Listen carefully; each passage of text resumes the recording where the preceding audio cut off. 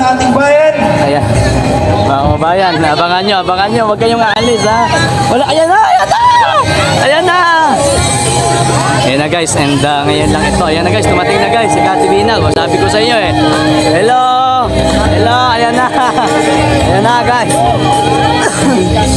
Ayan na guys, Mga ayan na. kababayan, Ayan na, ayan na. nandito na kayo ang ating pinakahihintay. Mabuhay ang bansang maisog! Miss Kati Binag! Ayan na, ayan na. Maisog! Maisog! Maisog! Maisog! Miss Kati Binag.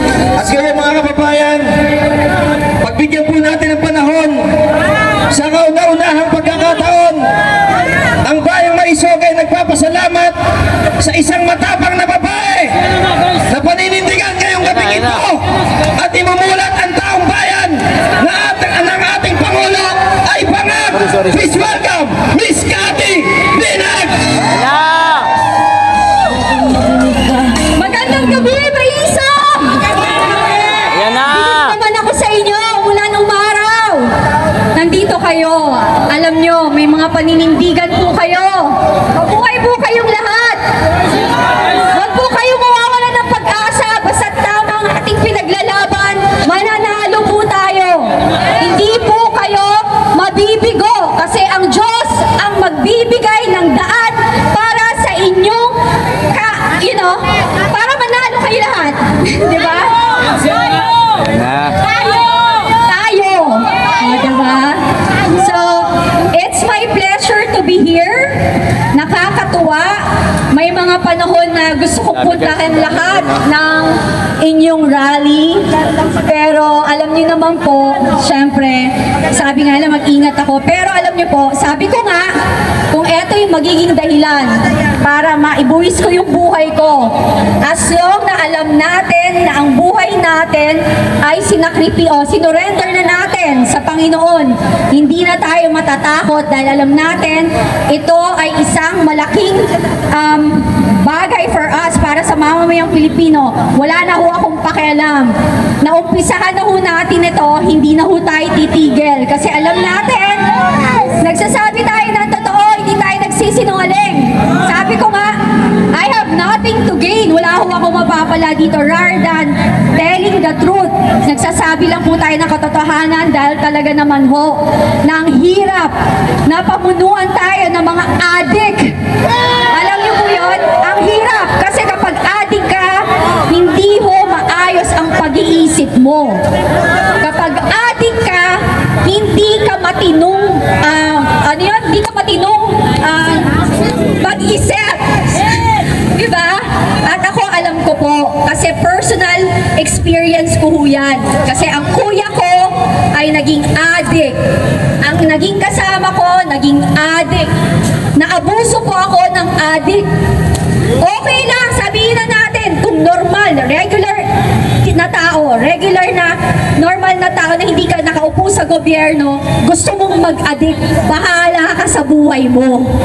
Pero kapag ikaw ay nanungkulan sa gobyerno, kailangan natin ng mga leader na may paninindigan na talaga pong pinaglalaban tayo. Hindi po duwag at takot kasi wala na silang makukuhang pera. So wag ho kayong boboto ng mga politika na takot. Kasi takot sa presidente, takot sa Speaker of the House, kasi wala silang budget. Dapat sila nagsisilbi sa atin. Dapat sa atin sila takot kasi tayo naglagay sa kanila sa posisyon nila. Diba? Hindi eh. Dapat kaya tayo, wala tayong dapat katakutan. Kasi kayo ang naglagay sa posisyon nila. Ang sasarap nga ng buhay, ilan po tayo? Ilan ang population natin? 120 million, right? 120 million. Isipin nyo, kung 120 million na tao binigyan ng tag-iisang milyon, that's 120 billion. Sana kahit pa paano gumaan yung buhay nyo. Magkano ang flood control project? 500 billion. My God! Diba? So yung 500 billion ngayon, kung binigyan kayo ng tag-5 million pesos, bawat isang Pilipino, 5 million pesos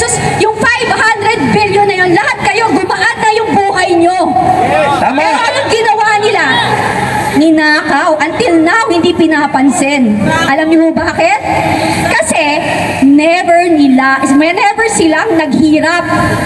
Ang tao, kapag never naranasang maghirapan o maghirap, wala silang pakialam kasi hindi nila dinadaanan yung dinadaanan ng may hirap na Pilipino. Wala silang pakialam, kundi punuin yung bulsa nila, busugin ang mga tiyan nila. Tingnan nyo naman. Tingnan nyo naman yung ginagawa nila. Tingnan nyo naman yung mga nakaupo. Nakikita nyo how materialistic they are. Magkano lang ang sweldo ng congressman? Diba?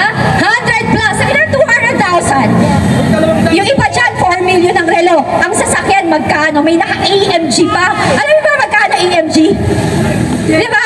15 million. Dumano ako dyan. Naka-AMG kami, McLaren, Porsche, Ferrari, lahat. Alam mo yun, ang sarap ng buhay. Diba? Diba? Ang kakapal ng mukha. So ngayon, dyan sa Congress, ang hamon ko sa inyo, kung talagang for the people kayo, dapat po, ipaglaban ninyo kung ano yung tama. Hindi po kung ano ang tama sa bulsa ninyo. Dahil naduduwag kayo na wala kayong budget. Bakit ho? Tumakbo po ba kayo para magkapera? Yes. Diba? Tumakbo po ba kayo kasi gusto nyong kumita? O tumakbo talaga kayo katulad ng mga pangako ninyo na para pagsilbihan ang mamamayang Pilipino? Sa mga constituent ng bawat kongresista, ang tawag ko po sa inyo, puntahan nyo, mag-rally ho kayo dun sa mismong bahay or whatever kung saan sila nakatira, ipaglaban nila kayo. Huwag silang duwag. Wala silang mga bayag. Nakakahiya. Yung iba nga teacher pa dati or whatever. Pero tingnan nyo ngayon, walang mga paninindigan. Ang pinaninindigan nila, naduduwag sila na malaman na nakinabang sila. Wala kayong bayag! Wala kayong bayag! Wala kayong bayag! Wala kayong bayag! Diyos ko, ay tingnan nyo ho, ako babae, hindi ako politika, hindi ako politician, hindi ako vlogger, wala ako akong kinikita dito. Pero lumalaban ako, eto mga nakaupo, nakikinabang, sumisweldo sa kaban ng bayan.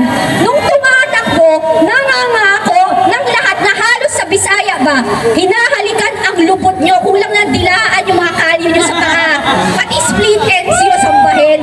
Mukha kayong bayag! Mukha kayong bayag! Mukha kayong bayag! Hindi, pangit nga yun eh, tama no? At saka diba, nakita nyo ba, yung mga nagsasalita, hindi ako lawyer, pero pag pinanood nyo as an outsider, nakakahiya. Parang hindi na mga politician to magsalita, napaka-bully. Gawain na mga adik na brat na bully na nanghaharas. Hindi nyo ba nahihalata? Karamihan sa aming lumalaban, puro babae. At binubuli nila si Bibi Sara. Babae. Sorry. At walang utang na loob. Ganun naman eh. Hindi nyo ba napansin? Lahat kaming tumatalikod sa kanila is yung mga taong nagmahal sa kanila, naging kaibigan nila, pero nung ginawa nila, tama, di ba, manggagamit? Yes! After Manggagamit! Manggagamit! Manggagamit! Manggagamit! walang utang na loob. Walang utang na loob! Napakawalang utang na loob. Hindi, alam nyo, hindi ho sila magwawagi kasi hindi sila sanay maghirap. Tingnan nyo po kayo, kahit umuulan nandito, sila ba pupunta sila dito? Hindi, di ba? O kaya magrarally? O, sabihin nyo na, pag binigyan kayo ng ayuda, tanggapin nyo kasi sa inyo yun, pera nyo yun. Hindi mo pera yan! Diba? Hindi mo pera yan! Hindi mo pera yan! Grabe, ang sarap ng buhay. Lalaki ng properties. Ayan nyo, marami pang lalabas. Mabubuking. Kaya alam nyo, huwag kayong mawala ng pag-asa na akala nyo ang tagal, ba't di pa nangyayari? Kasi sa totoo lang, sabi nga, di ba, ang Diyos mapagpatawad. Di ba? Ngayon po, may paraan din ang Diyos para mabigyan nila, magkaroon sila ng realization to change. Hopefully, makapagbago. Sa paano pong paraan? Sa paraan po na binigyan, katulad nga, nabubuking yung mga kanilang pagkakamali. Diba? Nabubuking yung kanila, nilalantad sa madlang tao, pasensya na hindi ako masyadong straight, masyadong malalim magtagal, na medyo pasensya na ho. So, diba, parang hindi pinababayaan ng Diyos, na hindi ninyo makita ang mga maling ginagawa nila. So, binubuking yung mga kapalpakan nila, ang pagnanakaw, at pinapaya na sila. Para ma-realize na, naku, napapaya na ako. Naku, kawawa naman ang pamilya ko at mga magiging apo ko. Ang iiwan kong legacy is kahihiyan kasi nagnanakaw ako at gumagawa ako ng kamalian. Pero, pag hindi pa rin sila nagbago, yun na, mararanasan na nila ang latigo ng Panginoon. Diyos ang sisingil. Kakampi natin ang Diyos. Kakampi natin ang Diyos. Hindi niya tayo pababayaan. Maraming salamat po at mabuhay po kayong lahat. Mabuhay po ang babaeng maisog, Miss Cathy Binag! Palakpakan po natin! Maisog kami! Maisog kami! Maisog kami! At kayo mga babayan, pasalamatan po natin muli at bigyan natin ng masigabong palakpakan.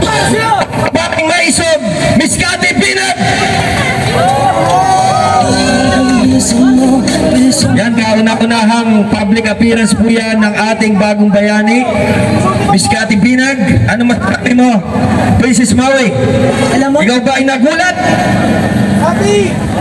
hello, Mike. Hello, hi, Louie. Ayan na.